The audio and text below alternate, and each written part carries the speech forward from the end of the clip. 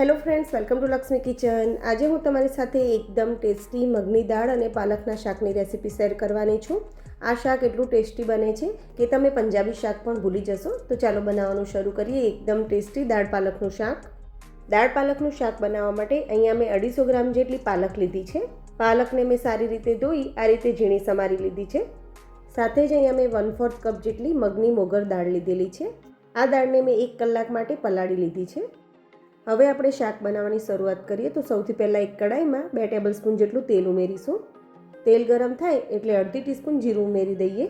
જીરું તતડે એટલે 1/4 ટીસ્પૂન જેટલી હિંગ એડ કરી 2 ટેબલસ્પૂન જેટલું ઝીણું કટ કરેલું લસણ ઉમેરી દઈશું. સાથે જ 2 ઝીણા કાપેલા લીલા મરચાં નાખી દઈએ. હવે ગેસની ફ્લેમ મીડિયમ ટુ હાઈ કરી એકદમ સારી રીતે લસણ મરચાંને સાતળી લઈશું. તો લસણ એકદમ સરસ આ રીતે ગુલાબી થઈ જાય ત્યાં સુધી સાતળવાનું છે. હવે આમાં આપણે ડુંગળી ઉમેરીશું. તો અહીંયા મેં એક ડુંગળીને બારીક કટ કરીને લીધી છે. ડુંગળીને પણ ગુલાબી થાય ત્યાં સુધી સાતળીશું. ડુંગળી થોડી સંતળાય એટલે 2 ટેબલસ્પૂન જેટલા આદુ મરચાંની પેસ્ટ ઉમેરીશું. અહીંયા મેં લસણનું પ્રમાણ થોડું વધારે રાખ્યું છે. એને બારીક કટ કરીને પણ લીધું છે અને આ રીતે પેસ્ટ પણ લીધી છે. પાલકના શાકમાં લસણનો ટેસ્ટ બહુ જ સરસ લાગે છે. તમારે ઓછું એડ કરવું હોય તો તમે ઓછું એડ કરી શકો છો. હવે આદુ લસણની પેસ્ટ એકદમ સરસ રીતે સંતળાઈ ગઈ છે. હવે આમાં આપણે પલાળેલી દાળ ઉમેરીશું. દાળમાં જે પણ એક્સ્ટ્રા પાણી છે એ કાઢી લઈશું, પછી ઉમેરીશું. હવે દાળને તેલ સાથે એકદમ સરસ રીતે મિક્સ કરી લઈશું. પછી ગેસની ફ્લેમ સ્લો ટુ મીડિયમ કરીને કડાઈને ઢાંકીને દાળને ચડવા દઈશું. વચ્ચે વચ્ચે એને હલાવતા રહીશું અને જરૂર પડે તો 2 થી 3 ટેબલસ્પૂન જેટલું પાણી ઉમેરી એને મિક્સ કરીશું અને ફરીથી એને ઢાંકીને થવા દઈશું. તો આ રીતે મેં 5-1 મિનિટ દાળને ચડવા દીધી છે.